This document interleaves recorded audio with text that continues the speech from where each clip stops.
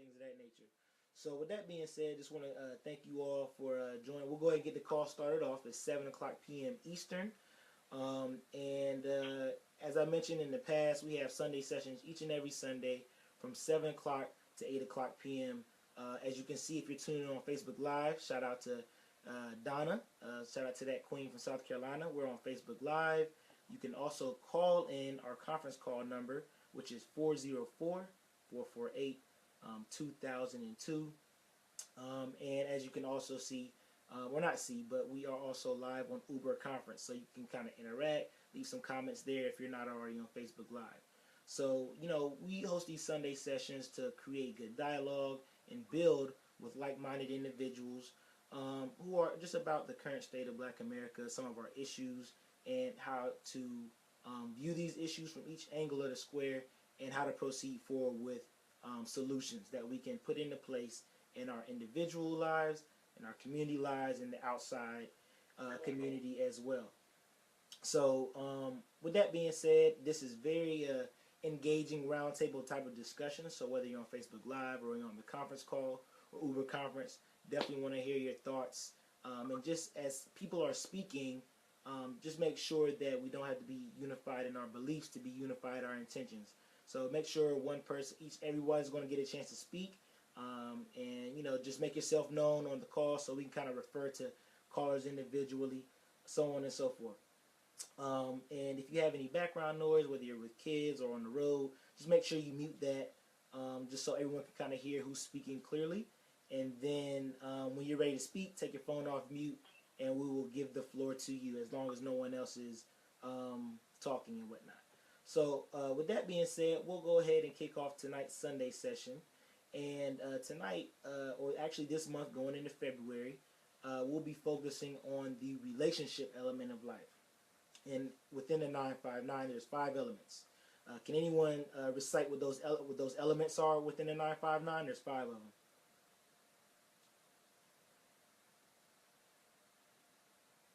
So those 5 elements. Yeah, go ahead, King. You got it. We have resources, relationships, academic, physical, and metaphysical. Exactly. So in this particular month, in February, we're going to be analyzing a lot of Black issues in our relationship element of life.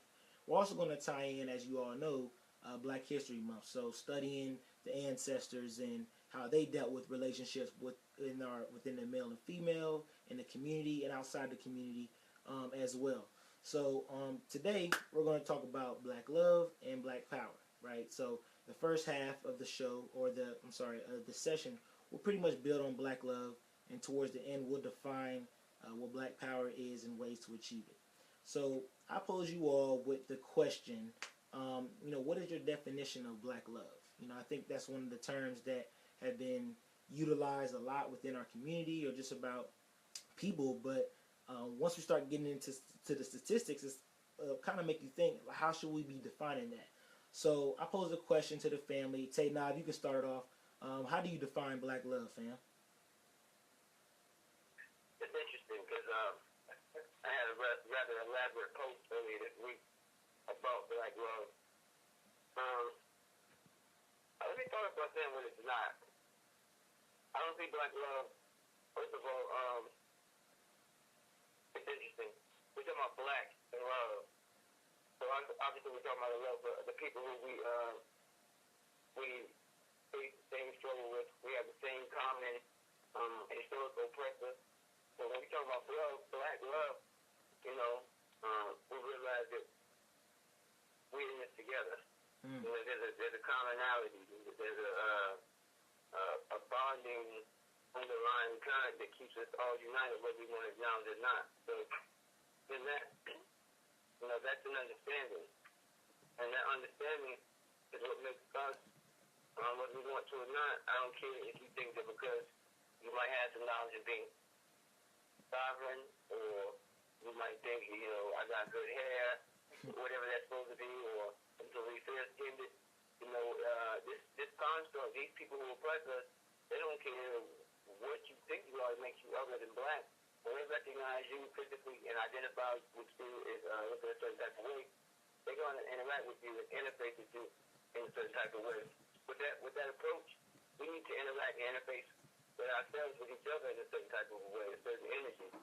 And that love is the understanding that we have for one another, our plight, the things we face, that exact commonality that I'm speaking of. In fact, it's going to take all of us together to overcome what we are having to face, you know, in these hellish conditions and quote-unquote concrete jungle. So black love, to me, is just the understanding that it's a certain energy we got to move forward with and in, which involves us having to do some work.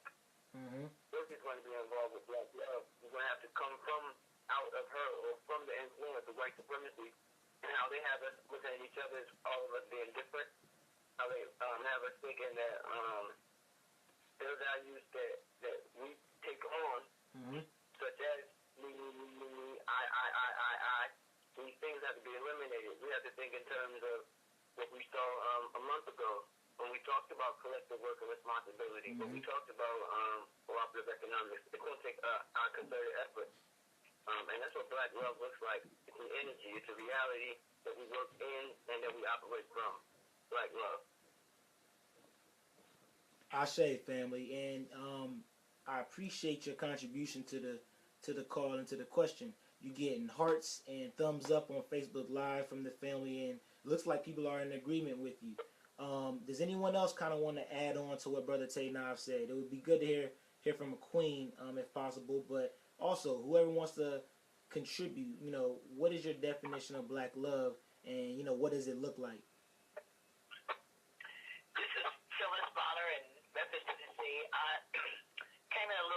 Having some trouble. I wanted to pull this up on the computer, but I don't think I've quite gotten it.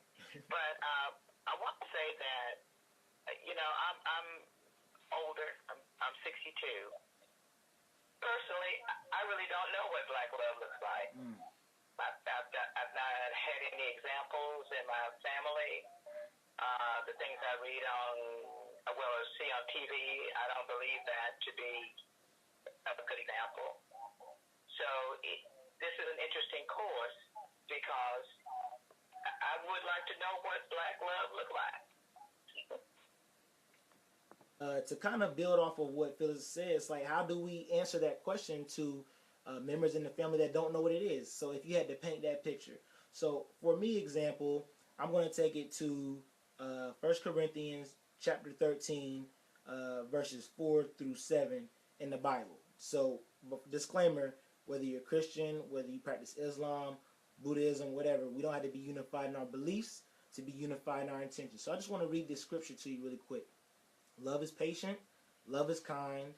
It does not envy. It does not boast. It is not proud. It is not rude, self-seeking.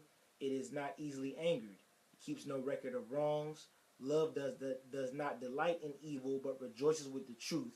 It always protects, always trusts, always hopes, and always perseveres. So when you take that context of love that, you know, the book sheds light on, are we approaching individuals in our community like that? For example, are we as black men approaching our relationships with black women that way? And I think, you know, me speaking for example, I want to open this up to the family. Black love to me is clearly defined between the black man, the black woman, and the black child, right? And in terms of nation building, that's really essentially what it is. And so there are specific gender roles which we'll get to later in the build.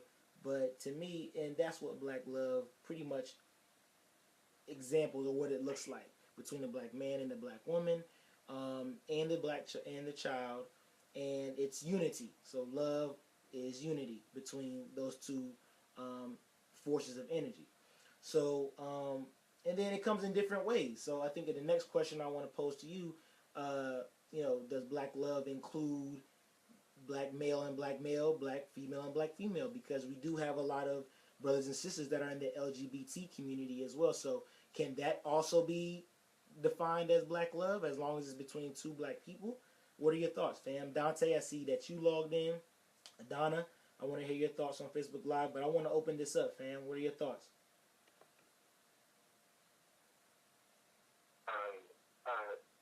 I appreciate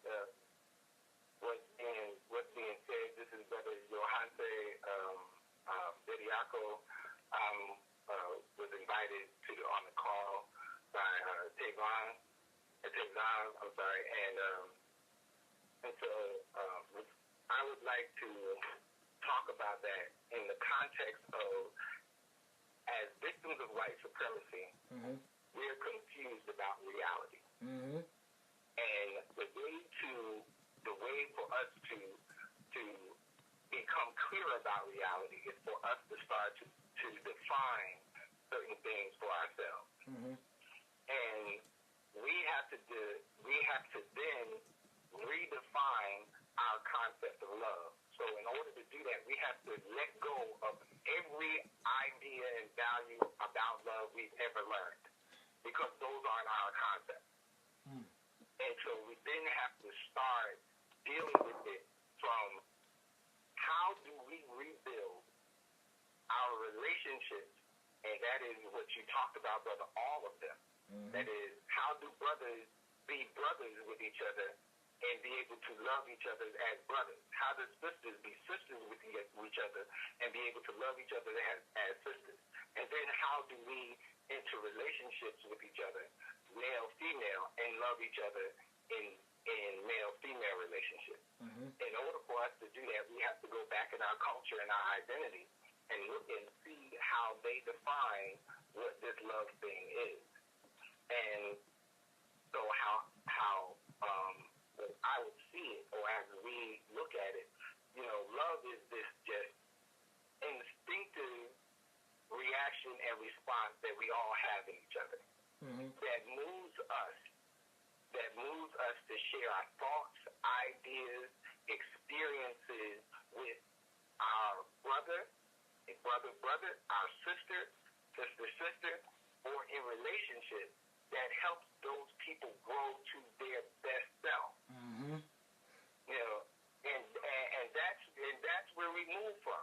So then when you're in a relationship with someone, so you're in a relationship with a brother and sister in a relationship, then the only thing that's relevant in that relationship is creating a context for each of you to grow to your best self. That's it. And then when you become parents, then it's your job collectively to create a context that allows your children to grow into being their best self. So we have to we have to learn to see it like that. And then we don't have to worry about, we grew apart. How do you grow apart? There's no such thing as growing apart. If your relationship is failed, that is because there is no longer a context that is produced for both of you to grow to be your best self.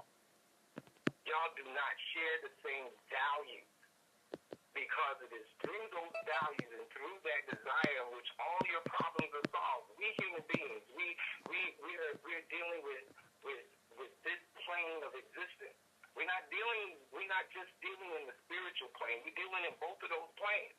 And when we get into this plane of existence, everything that we experience in this existence can be solved. And the way to solve them is through looking at, what do we value? What is valuable to you and what is valuable to me? And most relationships fail because what they value are different.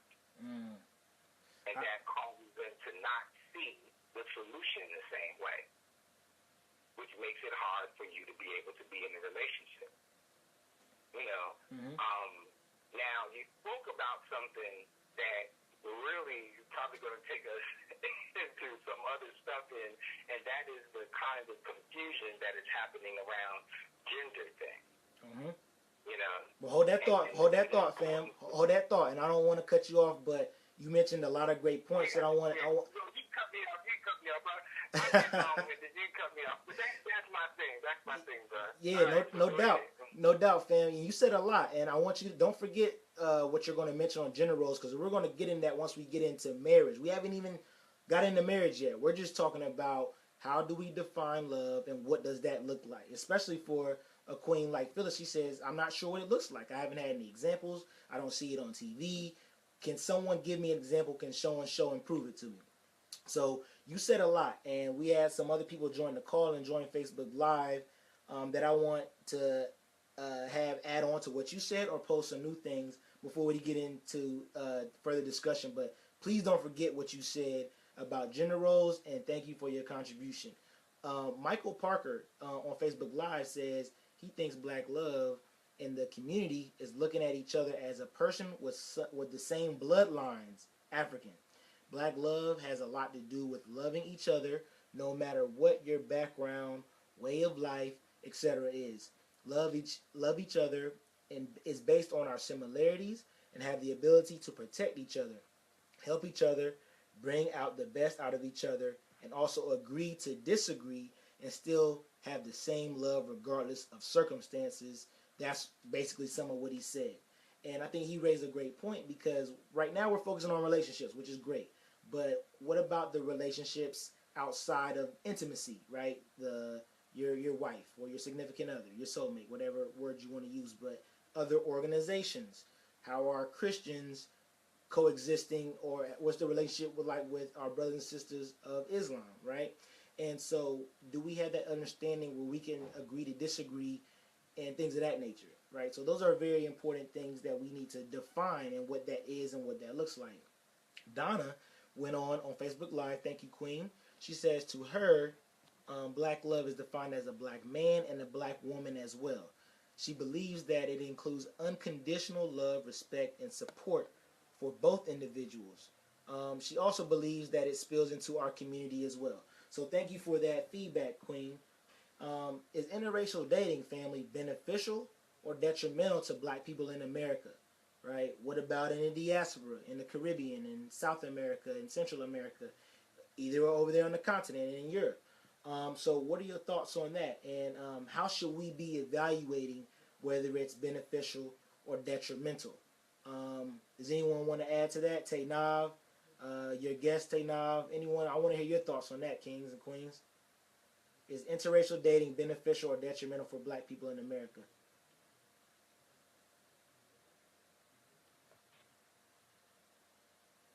Make sure you take your phones off mute. I definitely want to hear from y'all, fam. Is interracial dating beneficial or detrimental for our people here in America? This is Brian, man. I think it's detrimental. And why is that, bro? Dating, you know what dating. Brian, you there? Yeah, I'm still here. Okay, so can you explain why you say interracial dating is detrimental for our people? It's detrimental because it's a form of population control. To me, is my personal opinion. Through my little path of consciousness, and just learn about eugenics and Planned Parenthood. And I know there's a whole bunch of celebrities right now. They're marrying interracially, and which is everybody's choice. But over a period of time, man, I know from like right now, like when I was growing up, I've seen way more, how you say, people of a darker complexion compared to now, especially like with these rap videos and you look at the rap video, you look at movies, TVs, commercials. It's like if they do pick a woman of African descent, she's usually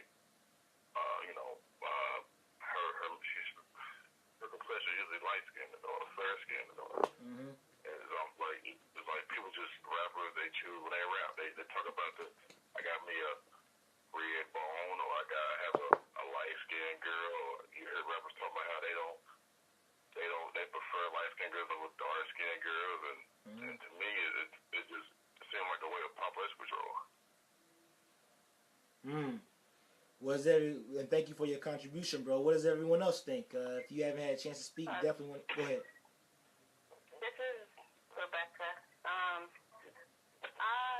neither for or against interracial dating, but what really concerns me is when someone's black, whether they're male or female, their intention is to date someone of a different race because of some negative view of like other black people, like black women they're too loud or they're too this or they're too that. I mean, I think that's where the problem is. Like, if you have someone black dating outside of their race because they have all these false and negative views on their own race, then that's the problem. And I feel like nowadays it's more of a problem. Like, you see it in Hollywood as black men. It's usually black men, but there's also black women. As they go higher and higher, in terms of the economic ladder, they're dating someone that's not black, and it speaks a lot, to those negative views that they might have, towards that, black man or the black woman. So that's what I have to say. Nah, we definitely appreciate that, and it's good to hear. I was been waiting on a female's input, on the queen's input on this topic, because you have so much interracial dating going on, and a lot of the family is very divided on it. Some family might be, they don't mind interracial dating, but as long as it's not with a white woman from America. But if she's European, then it's different, Or some people may not consider, or some people may consider interracial dating. You're dating someone else that's black, but they're just not African American. So some people agree with that. But going back to what your point was, Queen Rebecca, the issue is how we view each other and the reason why we date outside of our race. And a lot of times what you hear are the stereotypes of, black women being too demanding or mean or unapproachable, whereas sisters might say dealt with too many, I don't want to use the derogatory term, but dudes that weren't about anything, multiple baby mothers, things of that nature, so they deal with a Caucasian, and then now everything's better. But you still face white supremacy at the same way as you would if you were dating a brother. So those are just some very interesting thoughts that kind of come up, or discussion that kind of comes up. But right here in America, we're the minority. We have we have maybe like the second smallest, third smallest. We're definitely in a minority in America. So if it's not a cultural thing or a mentality based upon the numbers and society becoming more and more integrated, then it might be realistic to assume that most brothers and sisters are going to start dating outside the race based upon the stereotypes that we already have and the numbers. I'm going to read a statistic before I open the question back up to the fam from blackdemographics.com. I'm going to try to put it in the Facebook Live. It talks about marriages in Black America.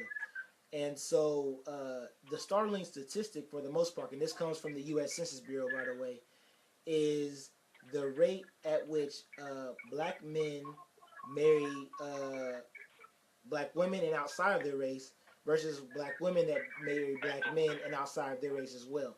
So black men have had a higher percentage of dating outside of their race than black women altogether. So kind of going off of that, it also correlates the decline in black marriages, or as far as black men getting married, from, I would say, right before the 1980s and beyond. And it kind of correlates how the war on crime or the war on drugs increased the prison population rate, which took away the availability of a lot of black men for black women. So I'll post that into the group so you all can, in the Facebook Live, so you all can kind of see that. But that's, in my opinion, kind of is a little sidebar type of conversation, but I feel like contributes to why sisters may date outside their race, because there may not be enough men to choose from. But I'm going to read something from what a queen contributed on Facebook Live. Niali said, interracial dating is detrimental. Black men and women place their white companions on a pedestal. Also, if the shift hits the fan, or the shit hits the fan with Trump, they will choose their white mate. Black skin has been taught that it is a bad thing to be away from. And I also agree with the sister, the economic views of people affect their choice of life partner as well, i.e. Serena Williams, Tiger Woods, so on and so forth. So anyone else? I heard Assad on the line. If you haven't had a chance to speak, I want to hear from you. Is interracial dating detrimental or beneficial for our people? Yeah, I'll jump in and give you all my... Go ahead. Go ahead, man. Go ahead. No, go ahead. Okay, go ahead. I was just saying that I just came on this Amla guy, aka Chewbacca. I just chimed in. But the question is interracial dating detrimental to our race? That's the question. Correct, brother. Or beneficial. Is it beneficial in some ways, or is it more so detrimental? Well, it's beneficial only because people feel like love has no color. However, for me and my perspective, it's beneficial for the individual if they find it beneficial. You know what I'm saying? Like in all actuality, I have a powerful stance on this, but I also have a more humble stance to saying that, it's right or wrong according to the perception of the individual. But overall, in my eyes, it's terrible. Because once you begin to procreate, and from this union, once you begin to procreate from this union, then you have a child who suffers from psychological deterioration. You know what I'm saying? And what I mean by that is psychologically, this child, instead of progressing, is going to deteriorate during this childhood. And we know that trauma, we know that one experience in the war for a grown man can leave him traumatized for the rest of his life, and they call it post-traumatic stress disorder. So if this person has a fully developed brain at 40 years old, and one incident in warfare causes him to retreat mentally, then what about the child whose brain has not yet to evolve?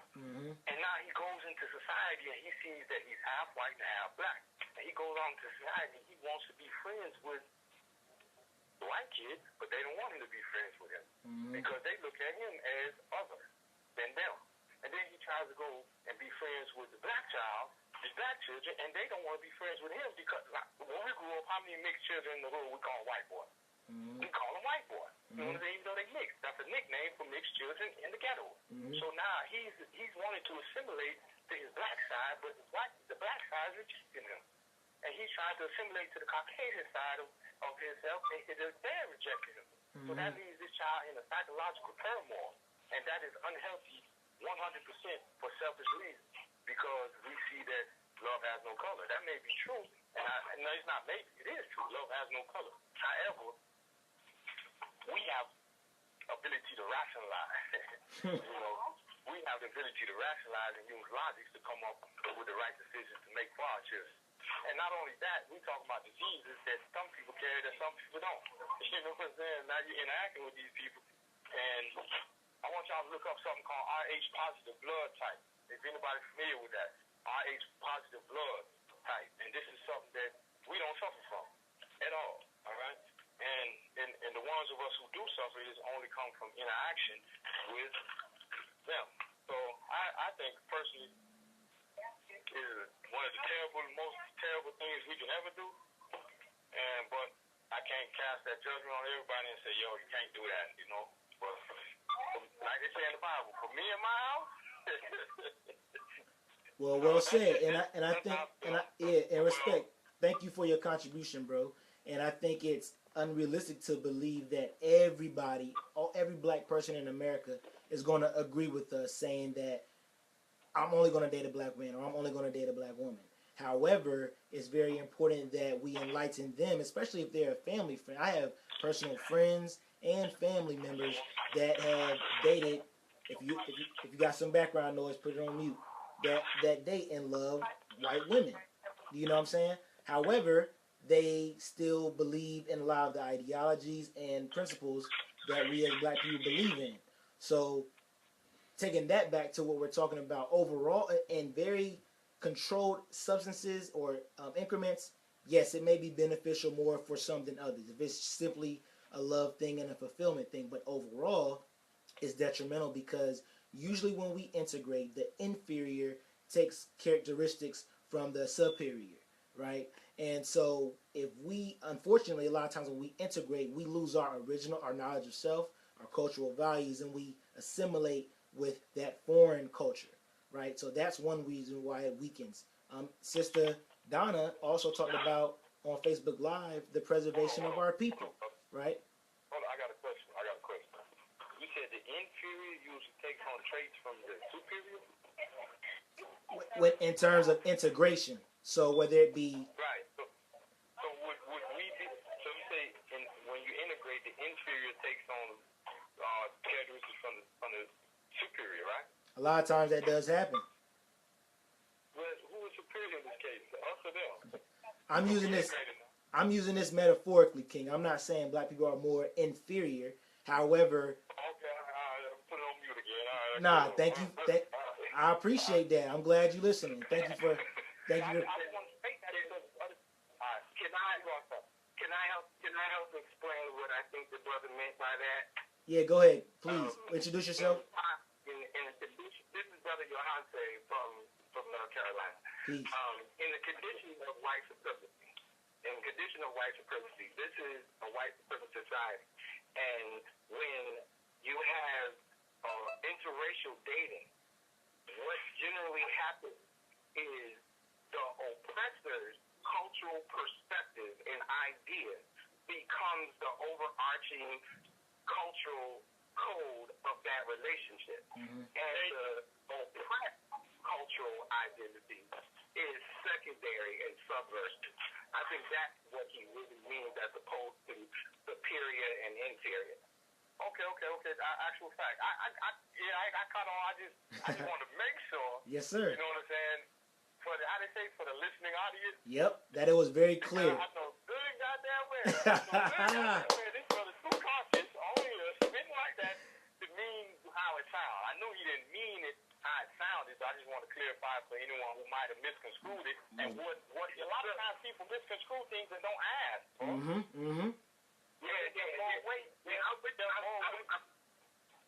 I'm totally with you with the rejection of the superior and the inferior thing, though. I didn't want the idea to be lost in that. See, that's why at the same time we need to be realistic about where we stand in this system of white supremacy. If we're talking about superiority economically, are we superior or inferior economically? Let's be real. We're on the battlefield right now. Who has more votes? They do. Are we superior or inferior in our control of the media? Are we superior or inferior in our control of political affairs? Let's be real. We got some work to do. Let's be realistic. Now, in terms of interracial dating, Please, hold on, brother, hold on. King, hold on. Everybody just calm down for a second. I'm glad that we're having a lot of dialogue and interaction, but let's be respectful of one another. So I'm going to pass the ball back to Asad, let him finish speaking, and once he concludes, then we'll move on to the next topic. So go ahead, Asad. This is a great conversation, by the way. I love the passion coming from everybody at the table right now. I'll say this concerning interracial dating. It is not an individual's choice when we're in the condition that we find ourselves in.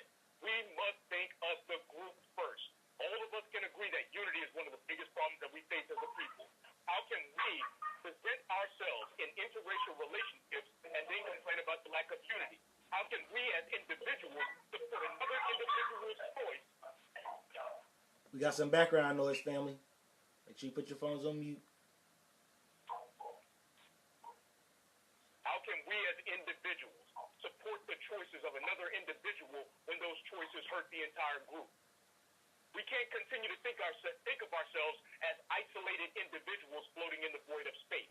If unity is the biggest problem that we face, and we all have a shared vision for our future, which is a unified Pan-African state, a state where we can exist and propagate in consciousness, then we've got to think about what behaviors as individuals we participate in that either contribute to that or take away from that. So the real question here is interracial dating good for us as a whole? Don't give me that love has no color. You choose who you love. Look at the people in your life right now. Compare them to the people who might have wanted you that you rejected. You choose who you love. Someone earlier mentioned that oftentimes we're coming from, I'm almost finished. Someone mentioned earlier that oftentimes we come from a position of low racial self-esteem, and that is what fuels our decision-making process. I think that's absolutely right. Before we enter into interracial dating, we should screen ourselves for that low racial self-esteem and ensure, if love truly has no color, that we're not making our decision based on that low racial self-esteem. Let's think of the group first.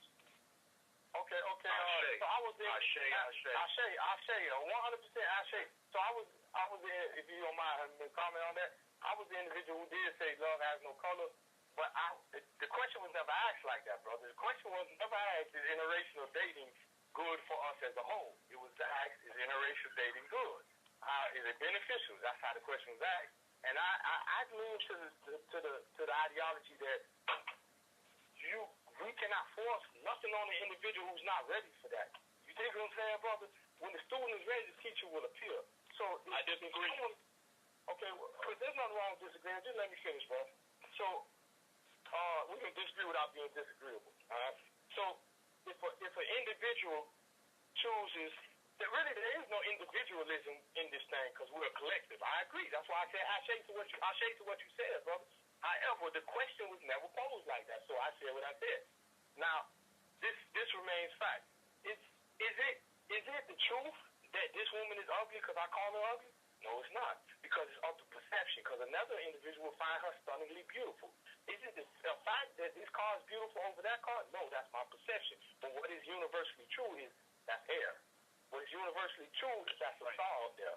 What's universally true is that's dirt, and you put something in it, and that's the perception of everyone across the globe. So when I say the fact that for some it's beneficial because that's according to their perception. So I like that. I cannot. Okay, I'll shake. So I cannot cast a blanket over our people when our people don't have a collective perception. And the reason we don't have a collective perception because we need healing, brother. We suffering, we disease, dis-ease. The word is dis-ease, dis-ease. We're not at ease. We're suffering from disease. We're suffering, we're unhealthy people. So what happens when you're unhealthy, you go to a clinic and they give you a healing. So before we can even cast or propagate an idea on a collective people, we got to heal them. That's true. Let me respond, and then I'm going to go back on mute. I just want to respond very briefly. What is also universally true is that when Argentina abolished slavery in the 1870s, that nation was majority black.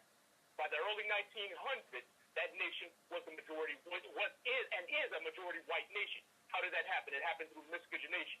When we look at Brazil was predominantly black, and it remains a large black population of this day.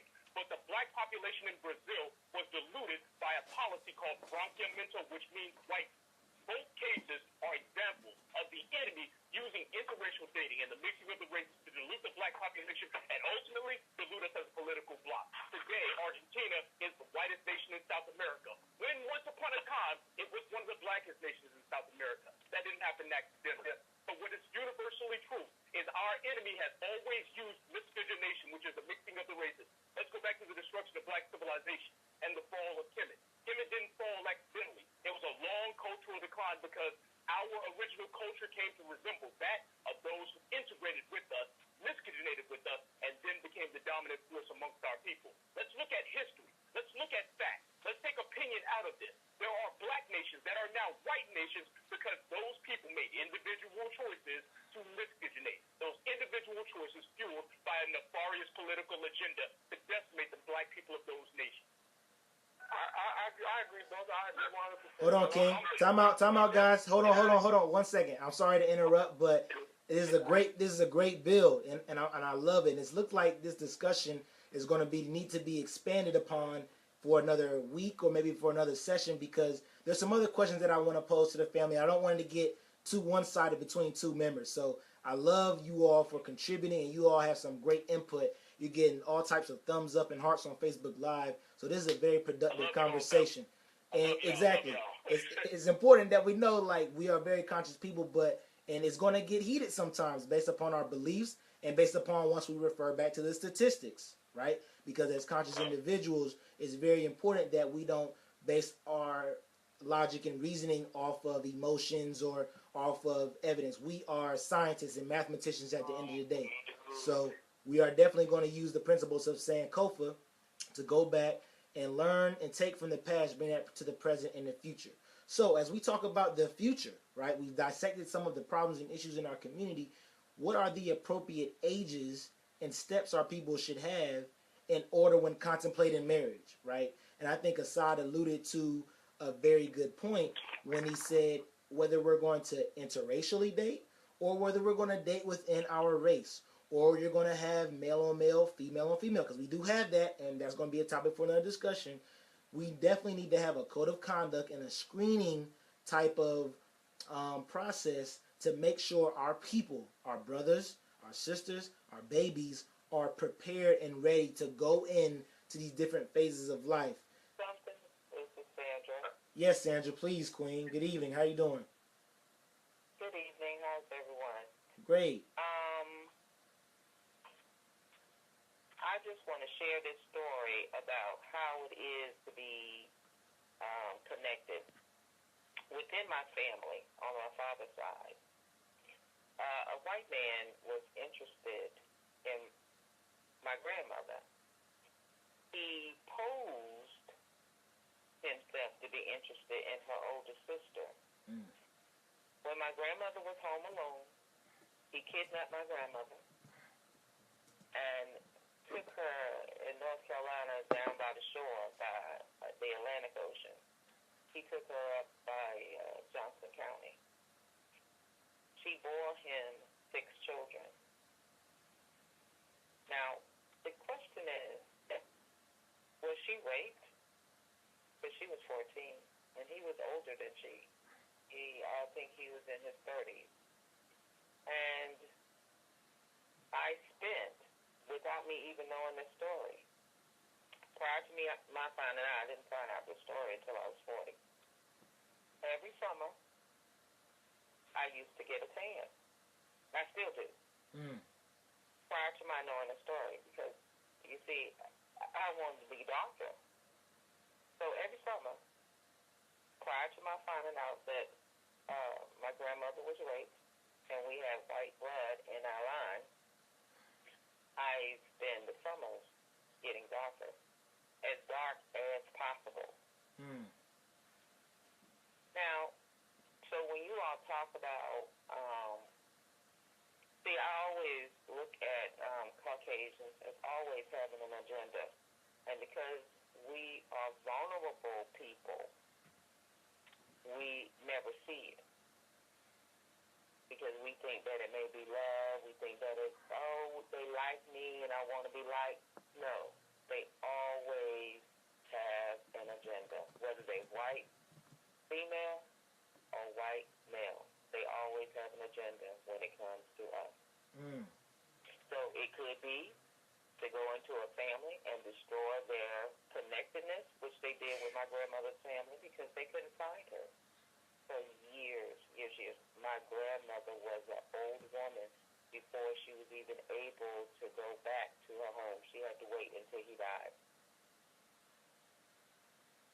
So I share that story because I think that our people are always confused about perception, about conception, and about their role as to what it is. See, I truly know the blacker the berry, the sweeter the juice, and that is what we need to keep in our forefront all the time.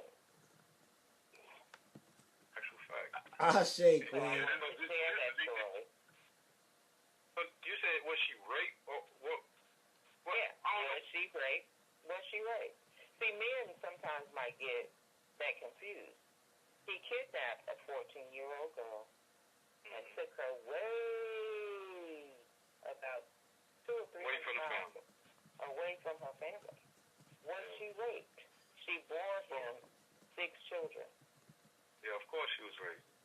Yeah. I mean, I was like, okay, like the brother said, what's his name again? King Assad from North Carolina. But anyway, the brother Assad. All right, Assad. Yeah. Sorry about that. This is Assad. I'm not from North Carolina, but yeah, Assad, you got it. Okay, no doubt. So you mentioned earlier that, as far as about integrating. Now, I would like to say, you mentioned earlier about the history, right? We got to watch history, and I always tend to say this. Hold on, brother. Real quick. I don't mean to cut you off, but when you answer, just make sure you keep it in the context of either what Sister Sandra just mentioned or the question that was posed. Right. What is the appropriate age? All right, cool. Actual fact. Respect, King. So we have to check the thumbprint of history. So this is in line. All this is in line with the question: was she raped? So we have to check the thumbprint of history, because we know thumbprints are only one person has that thumbprint, fingerprints in history, right? So we have to check the thumbprint of history. These people have a thumbprint of history. So to answer your question, was she raped? We know that through the thumbprint of history that the Caucasian, what he likes to do is sexually demoralize people. All right, he does it to his children. We do it to our children now, but we learn from him. He does it to his children. He does it to his mother. He does it to other races. He's just a sexual, immoral person. All right. So through the thumbprint of history, we would have to confirm that she was raped because she was kidnapped, like our sisters off the continent was kidnapped, and then she was used as a sex slave to this Caucasian. So the morality, we got to remember that melanin not only governs the things that we are aware of, it also governs the things that some people are not aware of. Spiritual vigor. Melanin actually governs the ability to have vitality spiritually and morality, morally, all right? Actual facts. So this lack of melanin that they are suffering from, they are deficient in melanin. Not only are they deficient, they possess a different melanin than we do, period. Actual facts. You have 4 different types of melanin. Cosmic melanin, you have eumelanin, which we possess. You have plant melanin, chlorophyll. Melanin in plants is exactly like us, except one component, magnesium and iron. That's why we breathe out carbon dioxide and they breathe out oxygen. We work in actual reverse. And then you have animal melanin, and this is called pheomelanin. And this is the melanin that the Caucasian possesses. So not only is he deficient in melanin, he also has the wrong type of melanin. All right, so he doesn't even have the propensity to be moral. All right, some of them may rise above their nature with great help, but for the most part, they're not moral beings. So of course that queen was raped. I agree that she was raped. Yeah, I brought that out just so that we will be clear about what conditioning does, what the history is, just like Assad just said, and see, that is within my family line. And so that's how close it is. That's my grandmother who died. Right. And I share that story often when people start talking about integration, because I do know that our people are confused. Yes, Queen. This is Eric from Nashville. So if I'm hearing Sandra correctly, she said this white guy at the beginning came and posed as he was trying to date somebody else in the family. And I think us as black people, we need to be aware of the games that they play when they try to reach out to us, where they try to act like they immerse themselves in our culture. Like we in the era now or a time where they listen to rap music or they're rapping right now, or we so easy to give passes to people saying, oh, they're just as black as anybody else. They're not. I don't care how much they listen to rap. I don't care how much they try to talk with the twang in their voice. They are not African. They are not of African descent. They are not us, right? So we can't fall for that. We can't fall for the propaganda that's being pushed towards us through TV, through the media, through entertainers, right? So back to what she said, any means possible, they're trying to get in. Back to what Brother Brown was saying, it's all about population control too, right? They don't have that melanin, right? They understand that, on the earth, they're actually the minority, so they're doing whatever they can to try to weaken that, to try to survive. That's what they're doing. And so we have to see that. And back to piggyback off what Brother Saad was saying, and I'm sorry to get off what Sandra was saying, but what he said about making sure that we're looking for the collective and just not the individual. Because when you start looking at the individual, we can almost say that for love. It started off, what is love? I mean, that's so many answers. We can't put it in one box. Love to me is different than somebody else, right? It manifests itself in different ways to me than somebody else. So we always can look at that. But the part of this group, I think, and the part of what we're discussing is as a whole in unity. So we can't think for self. We got to think for our group, our collective group. What's better for all of us, right? We're not ready. We don't even love ourselves yet altogether to be going out loving somebody else. We got to love us. We got to love on us first. So, can I say something? This is Brother Jawanzaa again. Floor is yours, King. Well, I'm gonna try to address both questions. first, what we have to understand is that we are victims of white supremacy. And as victims of white supremacy, like Brother Neely Fuller says, that if you do not understand white supremacy, what it is, everything else and will how confuse it works, you. and everything you think you know will only confuse you. Ashe, good quote, Now, man. with that understanding, yeah.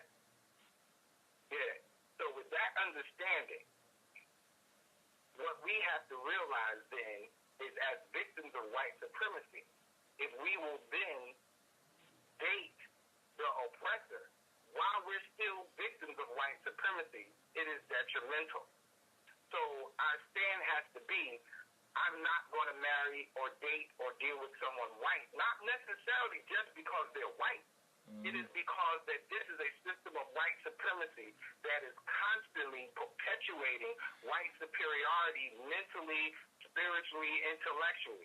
And in order for us to resolve and break the grip of that, we need to engage in and marry with people that can work with us side by side with no mental reservation in order to fight white supremacy. White supremacy controlled its victims in all of the areas of people activity, and one of those areas is sex. And our concepts and ideas of how to engage with each other, we're getting it from white supremacy. So we have to take on an attitude, and we have to take on a general concept of how to engage and how we will function in this society as victims of white supremacy as long as white supremacy exists on the planet. And that means then that, no, we don't marry outside of our race, because that support and that gives credit to or gives power to this concept of white supremacy and racism. Even though we may feel like we're in love. We can say that, love has no color. Well, of course it does. You just have to decide that I am not going to allow myself to interact with someone white enough for me to feel that way. And I'm not going to do that intentionally, because we are victims of white supremacy and we have to fight that.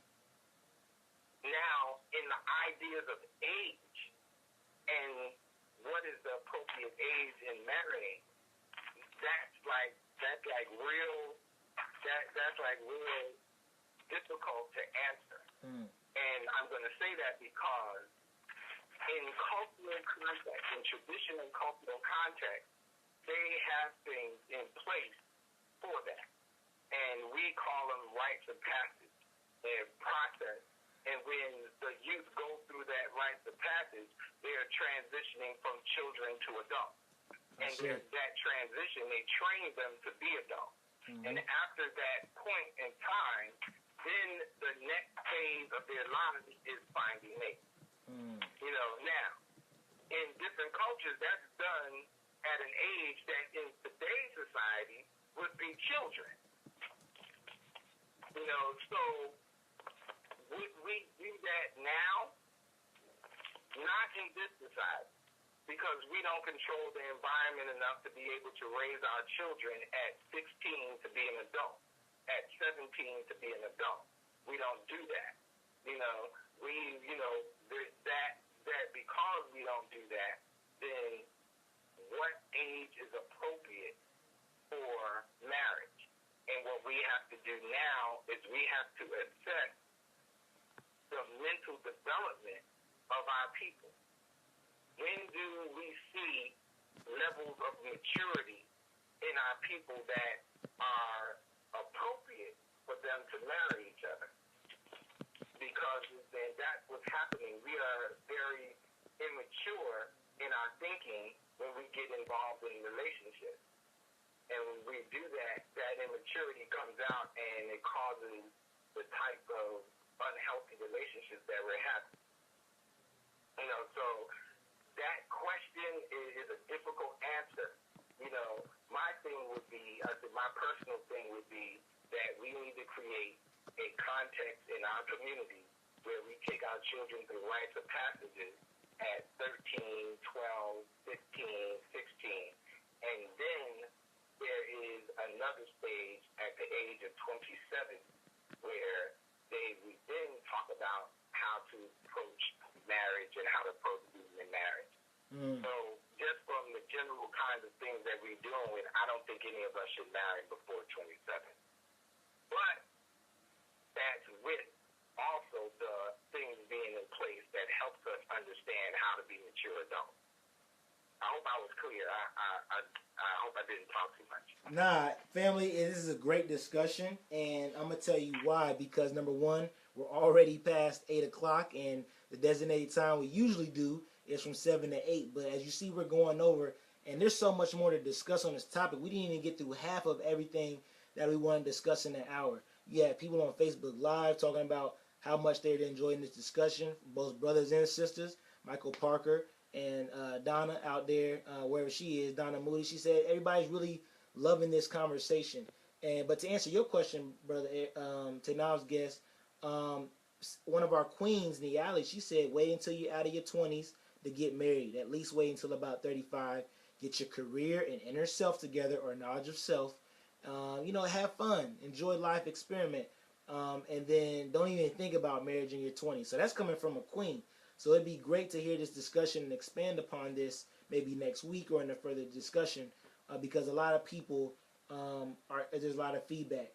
But with it being 8:02, I don't want to take up too much of anybody's time. It's a Sunday. You all are spending time with your families or getting ready for the week. So I just want to give my closing thoughts. I think this is a good build because we defined what black love is. That's what Kujichagulia is all about. We're taking those principles of Kwanzaa, taking them out of those 7 days and applying it to every day of the year, every month, right? And Kwanzaa or Kujichagulia is self-determination, defining ourselves. So it starts with defining what black love is. And I think what we've come to the conclusion after pretty much analyzing this topic is that black love is not so much an emotion or an action intimately wise, but it's also political, right? Because we talked about how interracial dating overall, not on a case-by-case basis, but overall is detrimental for our survival and our sovereignty and our advancement as a nation and as a race, based upon studying history and our dealings with Caucasians and different white races throughout the country and the world, right? So black love is a political and it's an intimate action, right? And as other brothers and sisters on the line said, it takes work, family, which talks about Ujima, collective work and responsibility. That's between the man, the woman, and the child. So there's so many other things I can recap, but again, thank you all, Asante Sana, for joining. If this is your first time joining the call, let you know we do these Sunday sessions from 7 to 8 p.m. every Sunday. You can tune in on Facebook Live, or you can call in our call-in number. And basically, this is just a way where we just build and talk about a lot of the issues that are going on in our community and how to resolve those issues. And our mission as United Black America is 3 simple things: spread black consciousness, fight white supremacy, and to create a United States of Africa. And we have 3 major tenets: do no harm to your people, help your people help you and your people in their time of need, and hold the line. So I thank you all for holding the line, family. Make sure that you join the movement. Go to unitedblackamerica.org. Join the movement, learn more about our organization, join our work study course, and join a council, one of our 12 councils. Also follow us on Twitter at Pan-African Unity, on Instagram at TheRealUBA. And also, if you miss the Sunday sessions or a podcast, go to our YouTube channel, which is United Black America. You'll find everything on there. And lastly, if you're in Slack, make sure you join the Sunday sessions channel. Give your feedback, what you like, what you didn't like, and further topics that you love to hear discussed as well. So with that being said, Nakupenda, I love you all, family. Salute. Peace.